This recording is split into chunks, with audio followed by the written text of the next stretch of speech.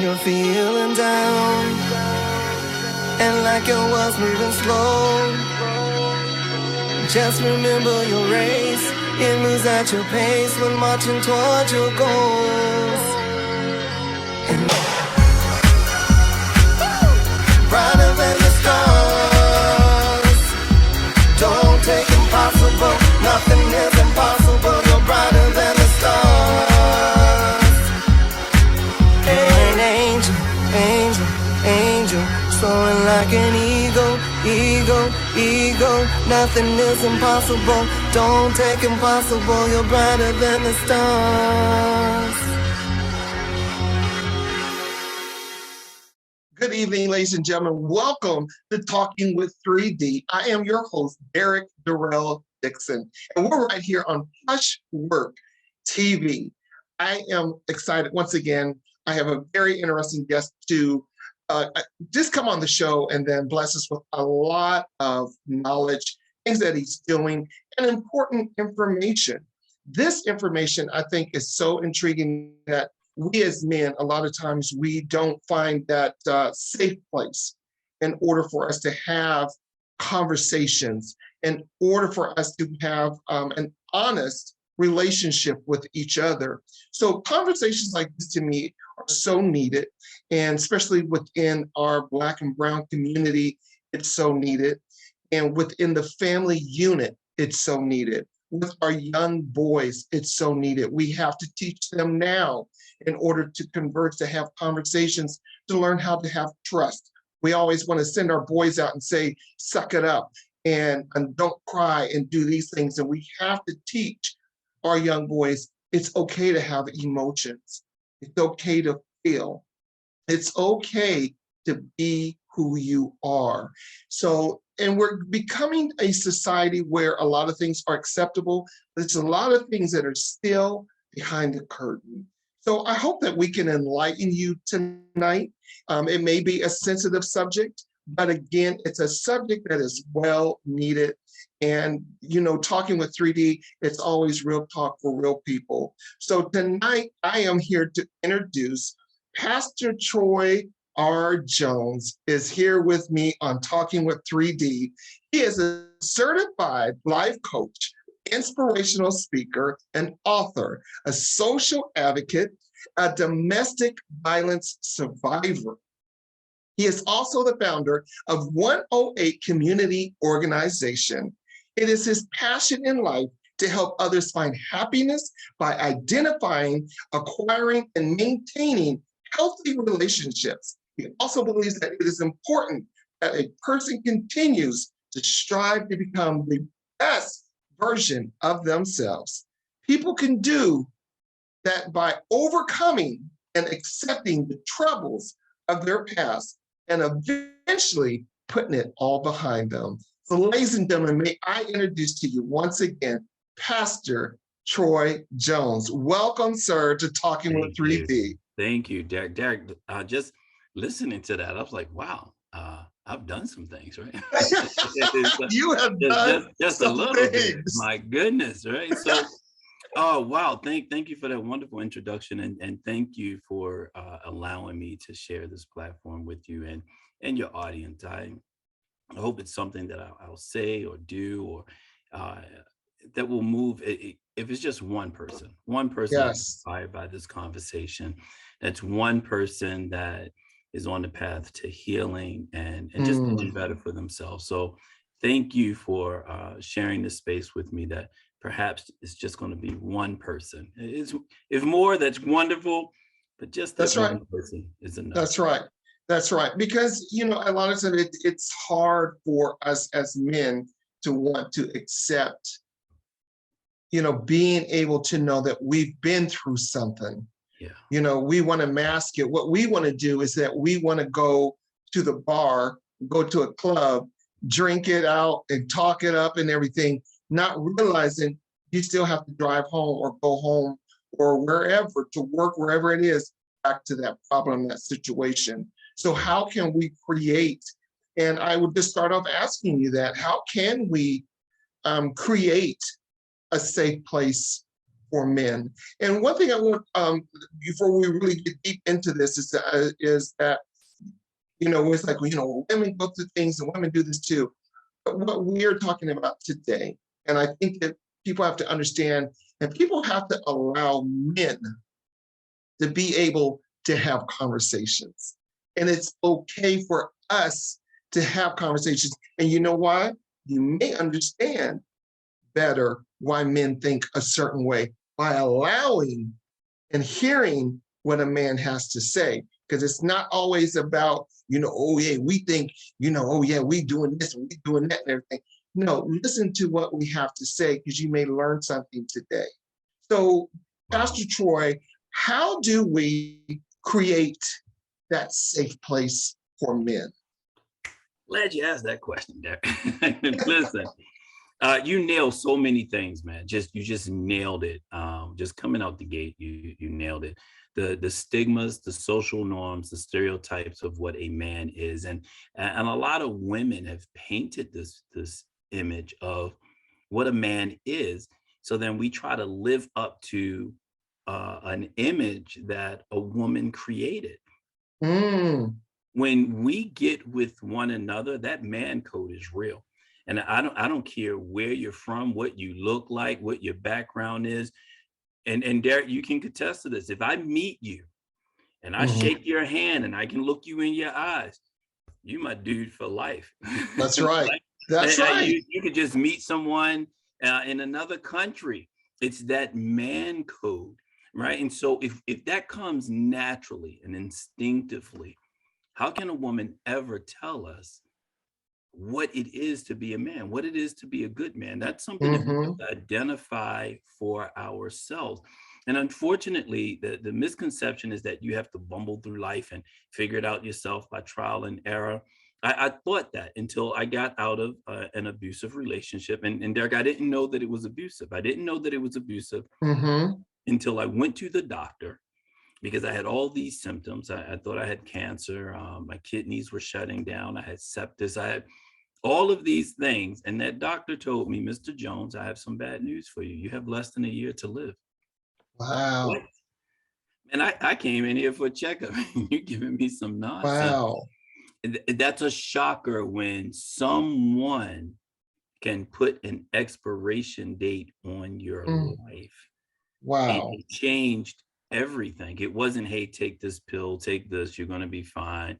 You have gas. No, my body was literally shutting down, and I had a life expectancy placed on that. Put on it. You had a date.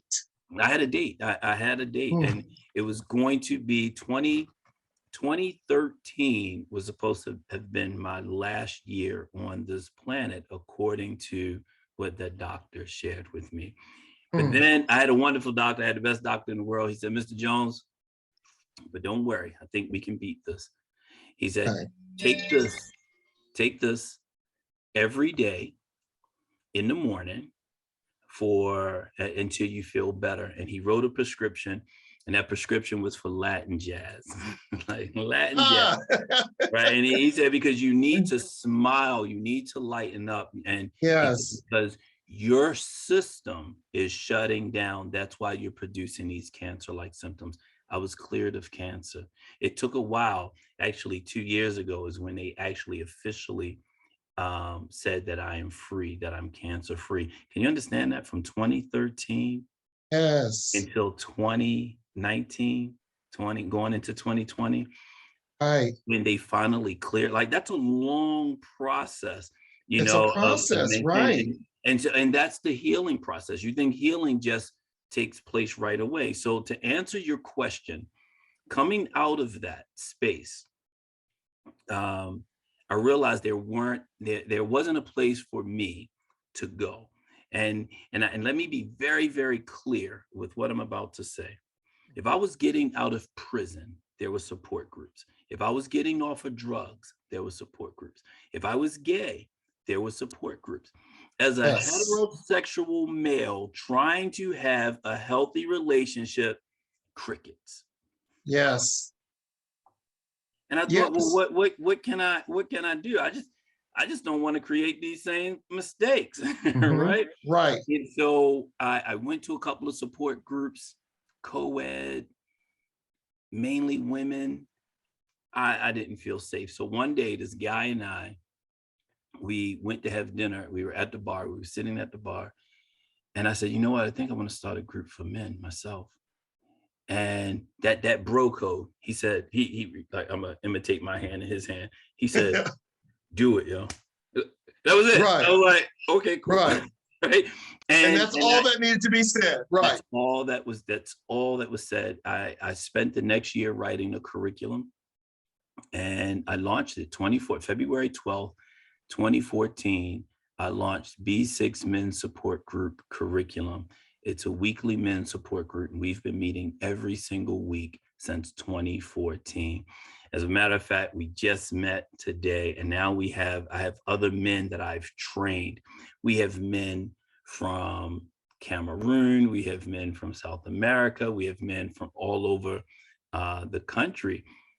Just started because I said men need a safe place. Now, the pandemic is what really opened it up more because of virtual access. And so that really opened it up. And so there are rules, there are no judgment. You know, what we say in that group stays in that group. Right. As a matter of fact, look, I even got my t-shirt. Look, You're 108. Yes. 108 and V6. When you come through the group, I don't know if you can see it. Yeah. Once you go for a certain amount of time, you get your dog tags, and you have to earn this stuff because it creates a deeper synergy and a deeper brotherhood. And so I have a couple of guys going through additional classes now so they can get their dog tags. If you want to create a safe space for men, you have to start with yourself. And you have to make sure that safe space isn't just for men, it's for anyone that comes into your circle, because I can't be a hypocrite, Derek. Right. I can't go out here and start treating people, just random people, one way, and then get with my men and say, oh, this is the safe space. No, I had to make a life decision that I'm going to treat everyone with the respect that I deserve, that I want, because then I can request it, I can ask for it. Right. And so that's I can't be disrespectful to you and then demand that someone else be respectful to me. I have to model that every single day. And it took a lot of work. But I created that safe space for me. I have this thing, if you can see my hand. So if you stick your arm out, Derek. Just stick your arm out. Anyone on the other side of your hand, right? That's their lane. You do what they do what they do. But anyone that can get to the palm of your hand and beyond, that should be the safest place in the world for them. Wow. Right. So once you get within arm reach of me, you're safe. Once you get past that, you're really safe. Beyond that, if I can't reach you, I can't really do it's out of my control. And that became my motto, because I'm very mindful of who is allowed in my safe space. So to answer your question more specifically, create a safe space by starting with yourself. With yourself. And people need to understand, men and women, it is okay to create that safe space. Everyone is not allowed into your safe place. Not everyone is supposed to be there. So you have to know, as you are putting that hand out, you got it. They have to understand, for your safety, that you know what, at this season, at this time, I am going through a journey. I'm going through a process, and I can't allow you in to this space. That's right. Allow me this time. Now, I don't know what's going to happen next year. I don't know what's going to happen next week, but right now, I have to do this for me. And people need to understand, men need to understand, it is okay to say that. It is okay to do that, because we want to please everybody. That's right. We're the man. we're the breadwinner. We take care of this, we take care of that. I'm the one that asked you to marry me. That's right. So therefore, we have to play the macho man, but it's okay. That's right. You cry just like everybody else. You have feelings just like everybody else. And a lot of times it's behind closed doors where nobody even sees you. And that's when you come up with the cancer symptoms. That's when your body starts falling apart because everything is behind closed doors and you don't do anything in front of anyone. Ladies and gentlemen, listen, we're going to take a quick break. We're going to be back with more with Pastor Troy Jones, and we're going to continue this conversation. I want to talk to you, Pastor, about being a domestic violence survivor, because again, we don't think men have survived domestic violence. So we'll be right back, ladies and gentlemen. Don't go anywhere. Get a snack. Come right back. Can I say something? You can say anything. I'd love for you to talk to me, brother. You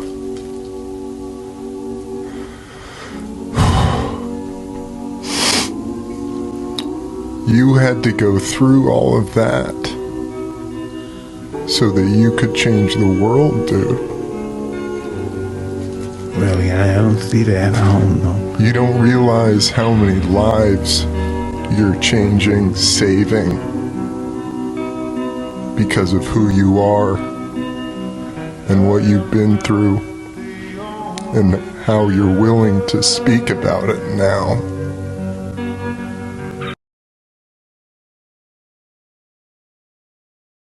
And ladies and gentlemen, we are back right here. I'm talking with 3D. This is Real Talk for Real People. And I have Pastor R. Jones with me tonight. Once again, certified life coach, inspirational speaker, and author and advocate for domestic violence and a domestic violence survivor. And we're going to be talking about that. Did you know that 20 people per minute are physically abused over a year? That equates to more than 10 million women and men. 20 people per minute. 1 in 4 men and 1 in 9 men experience severe intimate partner physical violence. And also understand that domestic violence doesn't always mean that you have to be touched. It can be verbal. It could be, mental. So you stated in your bio that you were a domestic violence survivor. We talked somewhat about it, and that your body started shutting down. So, and we're not here to put blame on people, but we're here to educate people. And that's what this show is about. Pastor Jones, when you say you're a domestic violence survivor, can you tell us what that looks like on a man's standpoint? What does that mean? Because a lot of times we hear that men are the abusers, women are the victims. So when we hear that the tables are turned, how do we, because a lot of men will think, oh man, you just a punk, you let somebody do this to you. But again, it's not always about physical. And there are times that there is physical abuse from women to men. So what does that look like? Wow, that's such a rich question, Derek. So profound. For me, I can tell you what it looked like as an adult. But as I went through my healing, I have to tell you what it looked like as a child, because that's what pruned me to accept it as an adult and to see it for something other than what it was. All right. And so we're taught to lie to ourselves. Yes. The first time you hear someone say, happy wife, happy life, you know there's a pruning happening. Don't cry. We know those stereotypical things. Right. I want to get a little deeper with it as because I want to just let men who are listening or women who have boys or men in their lives You need to know what it looks like so you can avoid it or call it out or stop it when it's within your control to do it. Yes. When you And I'm sorry, I don't want to interrupt you because I know you're in a flow, but I want you just to say that again. When you are in control, that's right. When you are do in it. control to do something about it, do it. All right. So understand domestic violence is just that. It's fighting for control and power. It's Mm. that control and power. Someone would like to have control and power over your thoughts, your actions, et cetera, et cetera. And they will do that by various means, manipulation. The obvious is physical, but it can be done spiritually, financially, emotionally, psychologically. You have so many different ways. Just Right. people get real creative with it, and it starts with when we're kids and we're looking for that protector. And in order for us to get something other than just natural love, we're manipulated into doing it.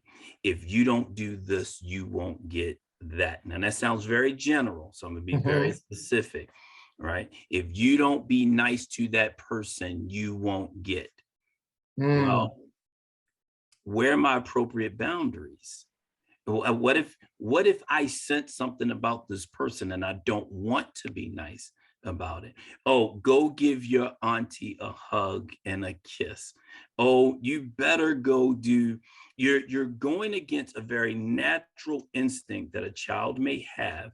And you know this, you've been around children long enough where some children will gravitate towards a person and then Yes. they may not gravitate towards certain people. But because you don't want to be offended, you try to make that child hug and let that person into their space, the grooming, right? And so you have to unlearn that. For me, I truly thought if I provided for a woman, she would be happy. No one told me that I can never, ever rescue my mom. Wow. No one told me that. And so what I substituted, I couldn't save my mom, but I'm going to save her. I'm going to be the husband that maybe her father wasn't, and that the father I didn't have, et cetera, et cetera, et cetera, et cetera. And for me, I did that. And I got into this relationship and I loved her tremendously. We had children together, beautiful, beautiful children. But what I did, and I know this is hard for some people to understand, I set the stage as the head as to what was acceptable and what wasn't. And she Okay. just bought into it. I can't hold her accountable for everything. I had to take responsibility. Now she's Right. completely accountable for what she said and what she did and how she did it, the verbal abuse, the neglect, the stuff that happened outside with people in public, and the things she said in private. You know, when you hear that you can't be good enough and uh, this isn't going to work out, and you know, every time you turn around, the you're threatened with being separated from your family or being divorced because this person is grooming you. They're slowly taking power and control. And eventually I lost myself because I was trying to find my marriage. I was trying to save the marriage. So everything became about the marriage, the marriage, the marriage. And as the head, I Right. didn't help her, I didn't help me. And like I said earlier, eventually my body started to shut down. And the effects of the marriage, the effect that it had on the children, the effects that it had on her and Right. myself. Um, I talk differently about that now because I've healed. I've been able to move past that. I can't be accountable for what she did, and it took a long time. I blamed myself for everything because society told me it was my fault, right? It's Right. your fault that this marriage didn't work. It's your fault that this didn't happen. And let me be honest, I'm sure she felt some things on her end, you know, Right. with the failed marriage, but I want men to know that it's okay. It's all right. Who we are shouldn't be based off of an individual's opinion and their standards. We have Yes. to be able to set that for ourselves and be okay with it. And in my support group, that's what I teach. That's why it's curriculum based. It's no, I take the guesswork out. You show up, you do the work. I guarantee you, if you do the work, you're going to be just fine. You're going to be just fine. You know, I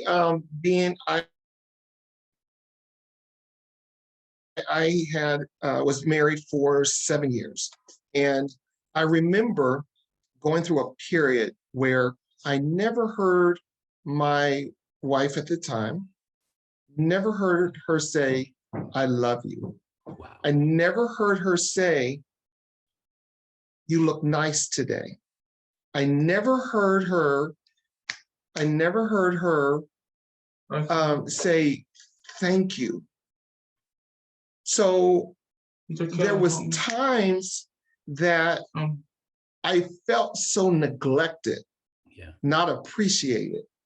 And we were driving one day, and what to me in my mind ended my marriage was when she said, "I love you, but I'm not in love with you." Woo. That was a dagger to my heart, because here I am raising her 2 children. We didn't have children together. Being the, you know, when I was younger, she was about 6 years older than me.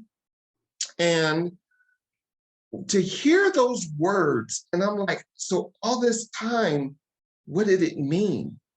What were we doing? Was this playing? What was this? And I couldn't find myself. I completely lost who I was. Did not know. And there was no one to turn to. And a lot of people wanted, you know, oh, it's because you're young, and oh, it's because of this, and oh, it's, you know, but I did not know who I was. That's right.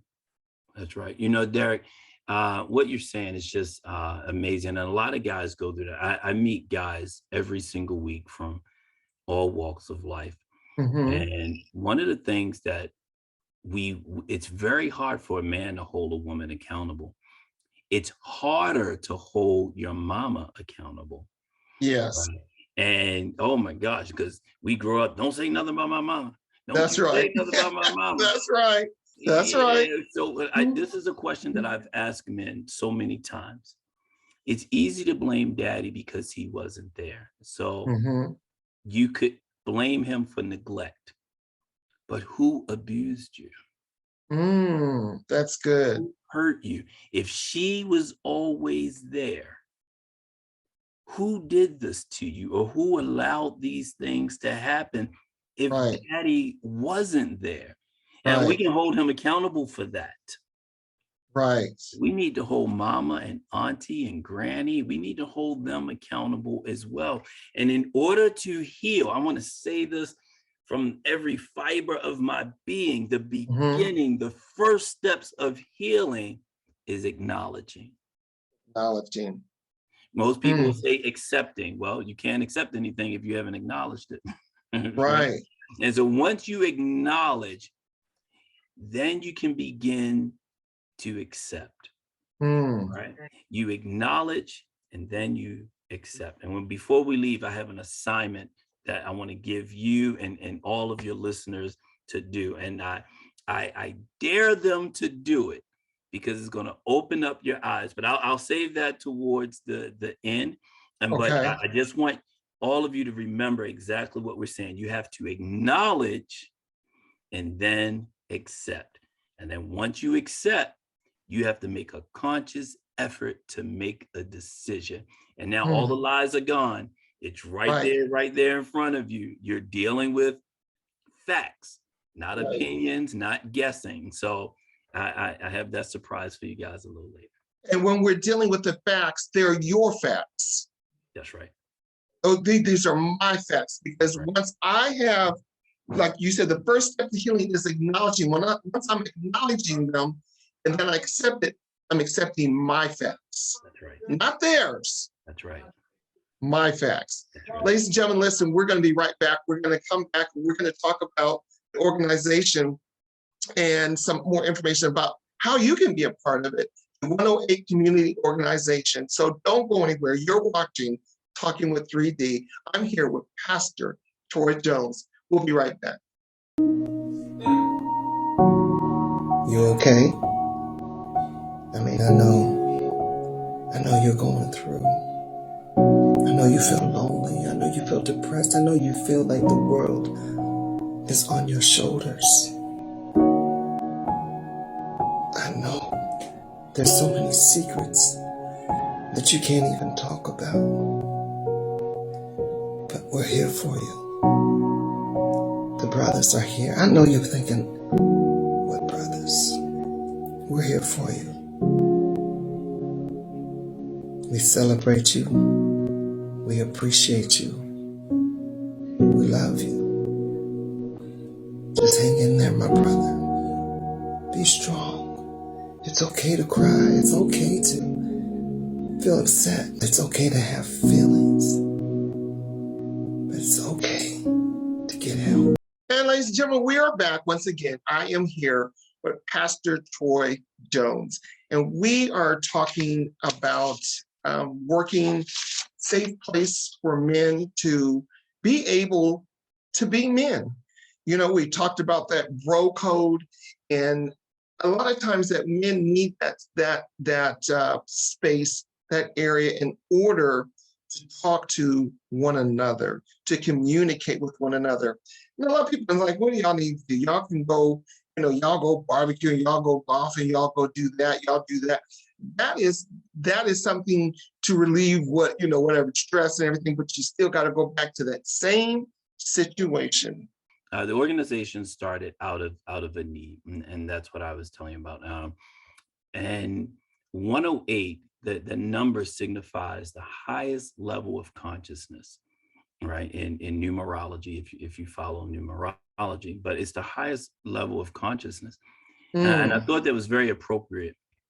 Our logo is a door partially open. I had a dream that I was looking for this angelic figure. I was saying, hey, I'm looking for room 108. And this angelic figure in the dream took me to this higher level. And I could see a sea of people to my right. And it was just a handful of people to my left. And there was a door in front of me. And the door had 108 on it. And the angelic figure kind of moved his hand and the door opened. And he said, you can enter. And when I woke up, I just felt great. And I remember telling God that, Lord, if you put one person in front of me, I will speak to that person as if it's a million people in front of me. And when you put a million people in front of me, I will speak to them as if it's just one person in front of me, because you just never know. Right. So 108 came out of my desire to reach the community in a very unselfish way, in a way to love them the way Christ loved people. And that's just to show up. And so 108 Community Organization, we have different events, two main events. One is coming up. We have a Father's Day event. It's called Returning the King to His Throne, Father's Day event. And that's where we celebrate men. Oh my gosh, man, we have food and VIP sections. And if you're in the VIP section, you get served. At regular general public, right? It's a buffet style. You can join online.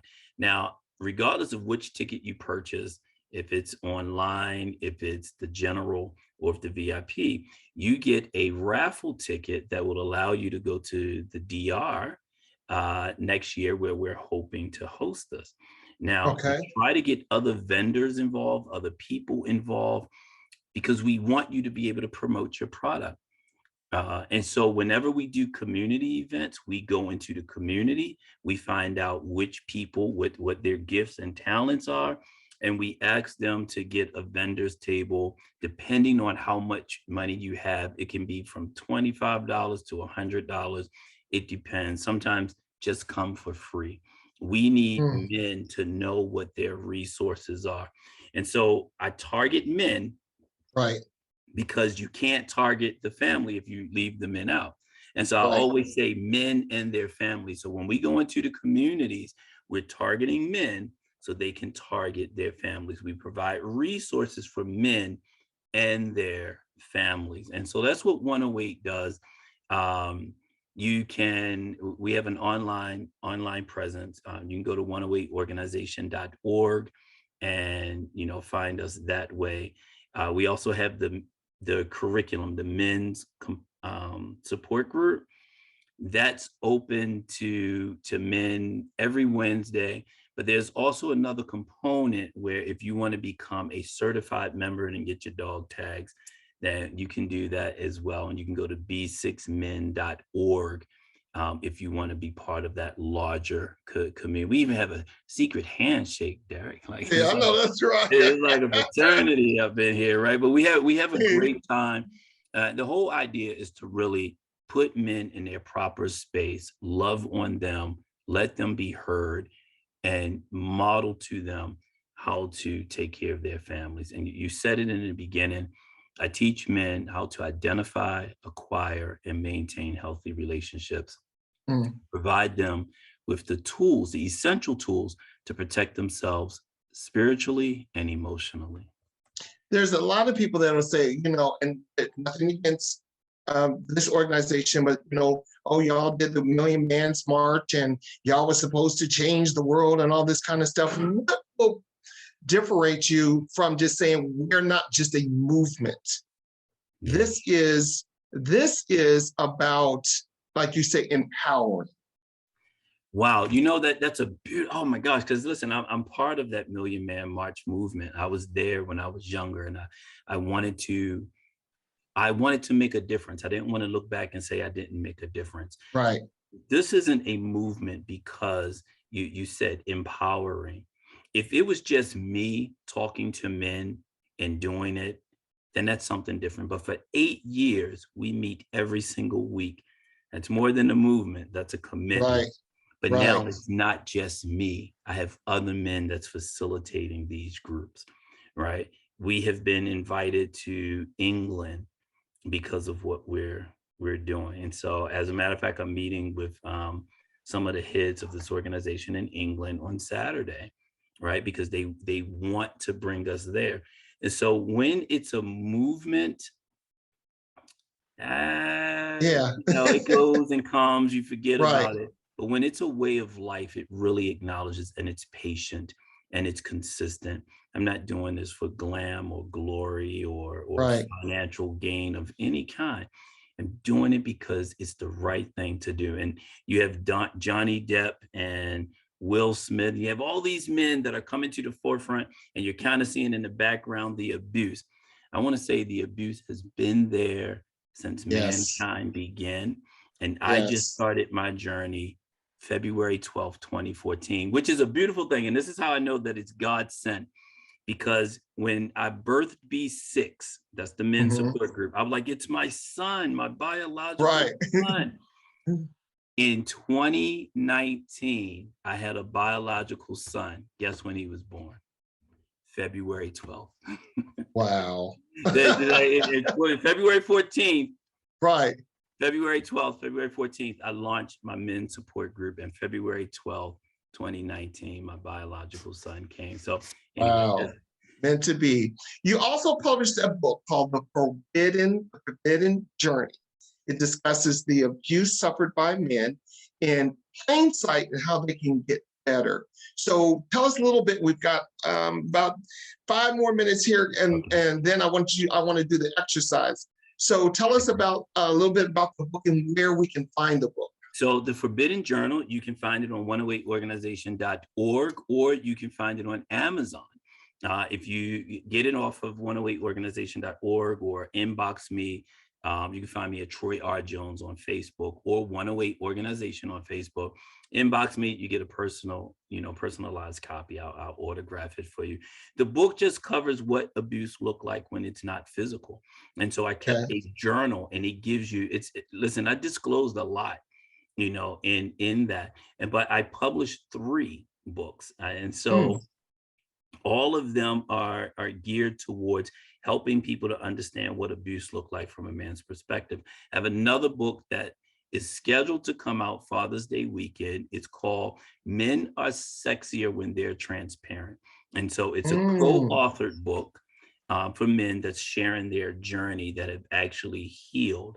And I love it because they didn't all come through B6, right? But you have a sense of healing.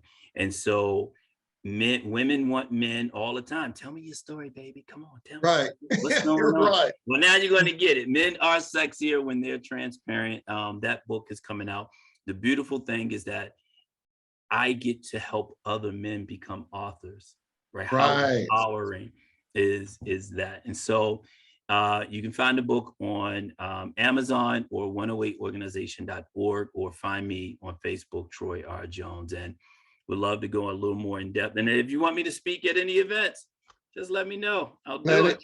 We're going to do it. And I said that women better be careful, because I really hold them accountable when I speak.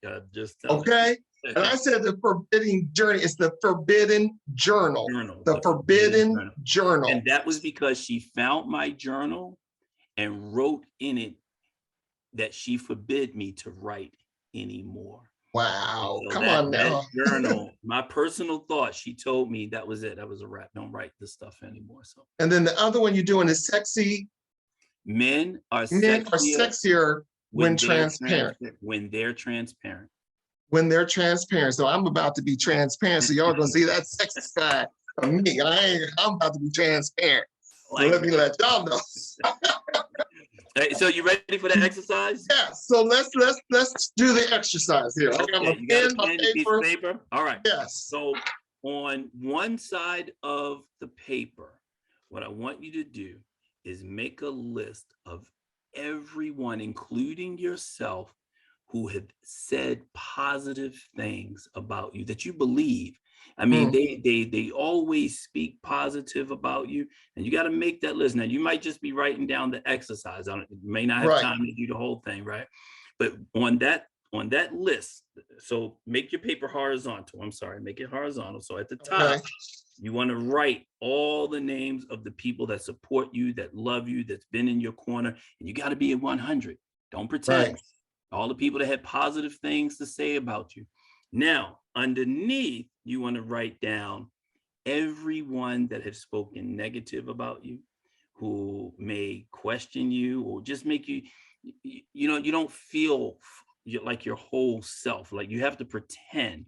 And I don't care who it is, mother, brother, sister, children, it doesn't matter. Write that name down. Now, I want you to rip that paper in half. When you finish, that lower part, ball it up. And I want you to Michael Jordan that, all right? Just go ahead and jay it in the trash can, because the people at the top are the ones that you really need to be spending time with. Everyone on the bottom, get rid of them. Doesn't matter. Trash them. It doesn't matter. And that's a hard thing. See, that's that piece right there that you talked about. Right. That's you saying no more. All right. And I'm not saying be disrespectful about it. What I'm saying is that psychologically, emotionally, you have to put people in their proper space so you can acknowledge. That's the acknowledgement, right? Right. Acknowledge and then accept that these people did these things. They said these things. They heard you, and they continue to do it. And not just because they did it once. This is a consistent thing. There is consistently across the table. Every time I come to your house, you say this. Every time I see you, you got this to say. Every time, every time. Write them down. Write it down. And I promise you, that is one of the major steps you can do to start your mental health healing, and which May is Mental Health Awareness Month. So yes, it is a good month to do that.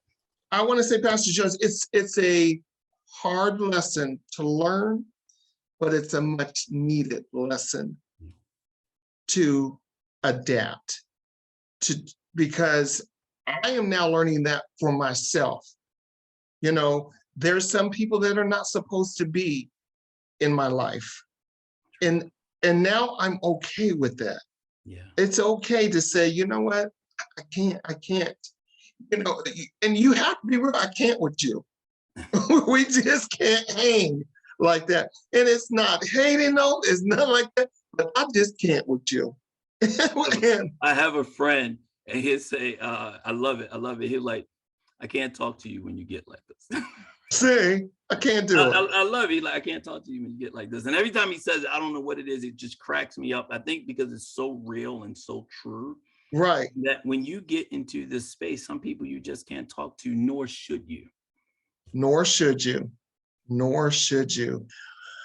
Pastor Troy, you're going to have to come back and we're going to have some more conversation. This has really blessed me. I'm hoping and praying that someone out there today, that they, just the little conversation that we've had, that you can start making some positive, decisions for your life. Create the safe place for yourself. You have to create the safe place for yourself. You can't do it for someone else. You cannot fix everybody until you fix yourself. So you have to think about that. I wrote down this, it was saying, as we were talking, divorce is okay, breaking up is okay, starting over is okay, being alone is okay.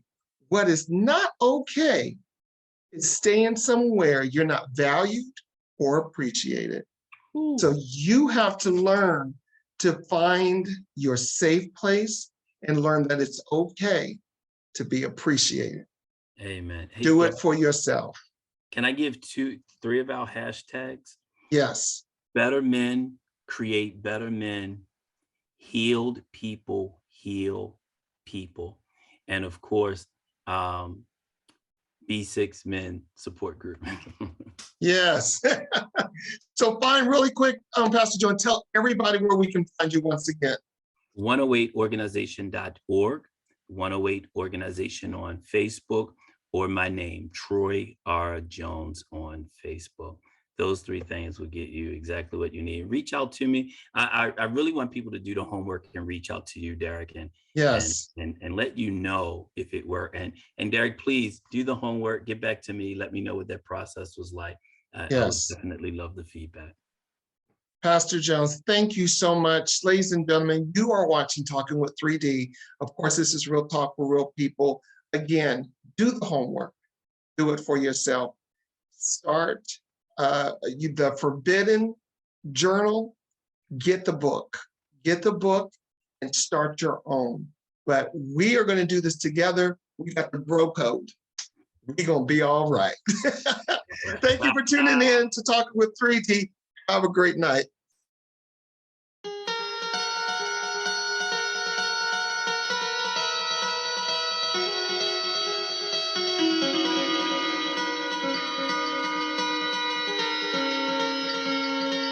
When you're feeling down and like your world's moving slow, just remember your race. It moves at your pace when marching towards your goals.